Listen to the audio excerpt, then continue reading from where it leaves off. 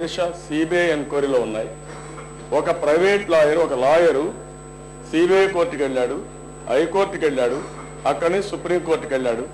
సుప్రీంకోర్టుకి వెళ్ళిన తర్వాత సుప్రీంకోర్టు ఇందులో కొంత వాస్తవం ఉందనే విధంగా వాళ్ళు అనలైజ్ చేసిన తర్వాత అందరికీ నోటీసులు ఇమ్మన్నారు.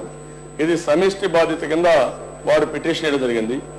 ఈ పిటిషన్లు కూడా చూస్తే దిశ ఒక కొన్ని జీవోలు అయితే మీరు చూస్తే ఒక 5 జీవోల దిశ నిమ్మగడ్డ సాగుకు చెందిన కంపెనీలకి వాళ్ళు ఎన్ని ఫేవర్స్ చేయడం, ఫేవర్స్ చేసిన తర్వాత 800 కోట్ల రూపాయలు జగన్ కంపెనీలు పెట్టడం.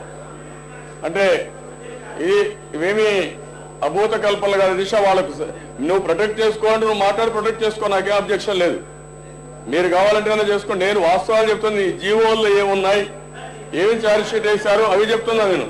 నిరసన తెలపాలన్న తెదేపా వైఖరిని ఎంఐఎం సభాపక్ష నేత అక్బరుద్దీన్ ఓవైసీ తప్పుపట్టారు. అవినీతి అంశంపై చర్చ జరపాల్సిందేనని డిమాండ్ చేశారు. 6 రోజులుగా సభను కుదిపేసిన అంశంపై చర్చ జరపకపోతే సభకు అర్థం ఉండదని ఆక్షేపించారు.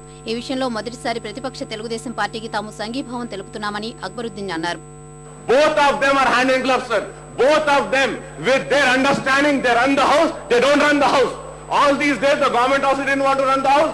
They said, okay, fine, let it go. Today now, they want to just, sir, we want a debate on this subject, sir. The corruption is a major issue, sir. Yes. People are eating. The common man is suffering, sir. ఈ దశలో ముఖ్యమంత్రి కిరణ్ కుమార్ రెడ్డి స్పందించే ప్రయత్నం చేయగా MIM సభ్యులు అడ్డుకున్నారు. చర్చ జరగాల్సిందేనని MIM సభ్యులు పోడియం చుట్టుముట్టారు. ఈ గందరగోళం మధ్య ఉపసభాపతి సభను మంగళవారానికి వాయిదా వేశారు.